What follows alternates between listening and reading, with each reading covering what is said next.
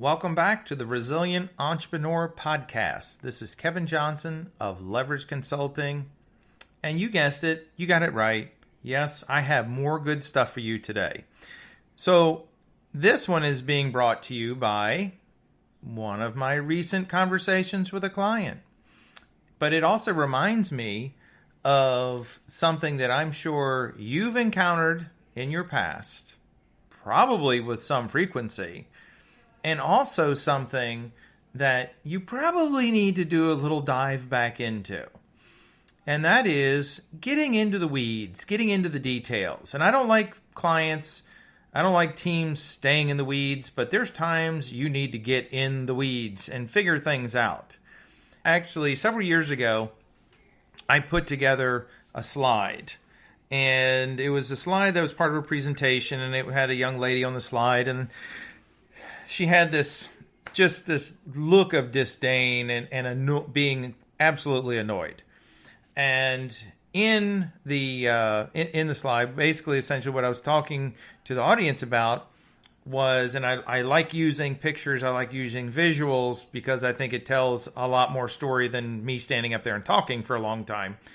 But it really was a compliment to the presentation I was giving and the element of that presentation I was giving, because one of the things that I see all too often is people say, we already do that. And you notice I have some tone with that because it makes me smile. I laugh a lot of times. And there's times I say the same thing. I already do that.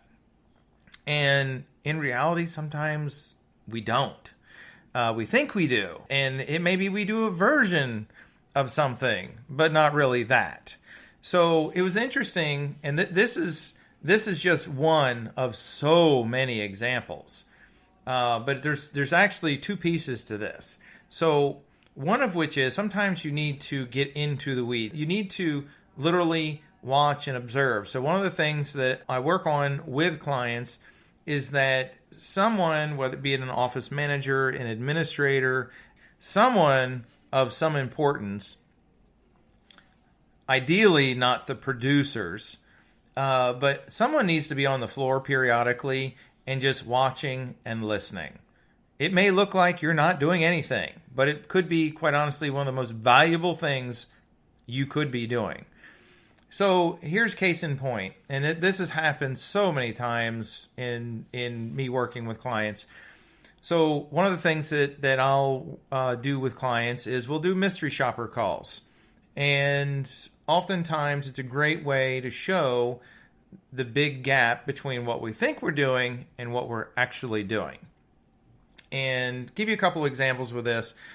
One, worked with a team, told them, we went over the whole idea of the mystery shopper call, what we're going to be doing, how we're going to use it, the whole 9 yards. And ultimately, after doing it, the results in itself were pretty surprising, because before we'd started, several of the team members said, we can't add more. We cannot add more to our new patient phone calls. And here's why. And it all boiled down to they didn't have time. And I asked, well, how long do you spend on the average new patient phone call? And their answers ranged anywhere from 10 to 15 minutes. And it was interesting because one all but pounded her fist on the desk and said, I just cannot add more. I don't have time for this. I spend 15 minutes on every new patient phone call. Well, it was interesting.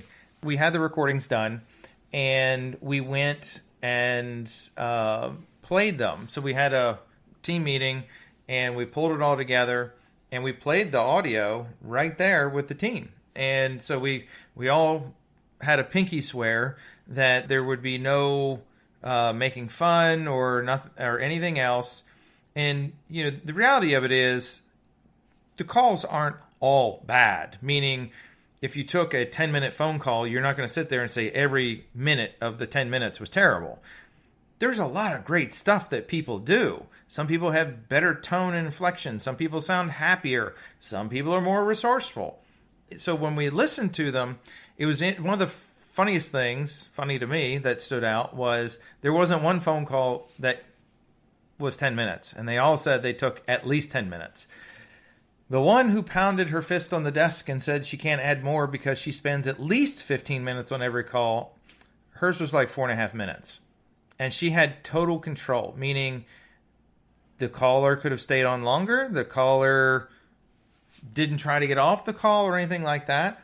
This team member was in total control. She ran it, and she was on that phone call for 4.5 minutes. Well, when you listen to it, it sounded like you called the Department of Motor Vehicles. So for those of you who think you offer a premium service or your service is differentiated from everyone else in town because of the level of service that you provide, this was a bit of an eye-opener, because you cannot introduce someone to your practice, to your service, to what you do, get them set up for a great visit. You can't do any of those things or all those things and leave that person actually looking forward to meeting you or meeting your team, being properly prepared. You cannot do that in 4.5 minutes.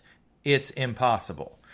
So, if you spent 30 seconds telling them about your practice, if you told them a little bit about their appointment, if you collected, all those things, the caller asking questions, there's no way you can do that in 4.5 minutes.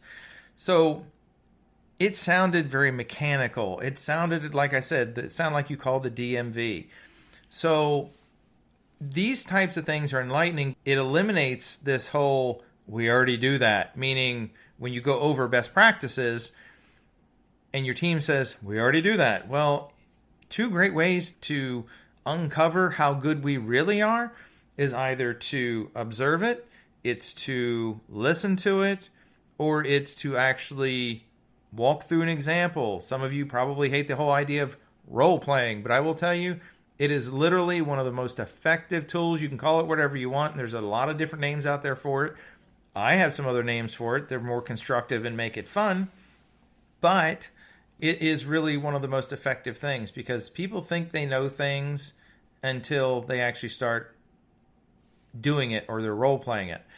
And this is a great example of just one instance of these things. I listened to it a couple more just recently for another client. The funny thing is, they run a good practice. They've got a lot of good stuff going on. They're busy. But literally, in listening to these 4 phone calls, it sounded like they were just trying to turn business away. It was not the type of phone call that made you think, we want you to be our patient. There was not the type of phone call that made the caller, the possible patient, did not make them feel like, wow, I really am looking forward to seeing these people. They sound like they have their stuff together. They sound fun. The doctor sounds amazing. None of that. It literally went straight to the heart of, we can't see you for 8 weeks. Now, the client is blessed with being booked out so far, but we don't know that it's going to be like that forever, and our schedule changes. So when our schedule changes, do we want that to affect, or do we want to have some of these people on a short call list because they're wanting so badly to get in to see us, as opposed to going to our competition? And there are some that may have to go elsewhere based on whether their need is emergent or not. But this is a great example of one of those things where you need to really get out there and watch it and see it, observe it, work with your team, and start thinking of yourself as the coach for the team. Because otherwise, you'll have everyone around thinking they do a great job, but in reality, there's a really big gap between where we are performance-wise and where we think we are or where we want to be, which could be even further.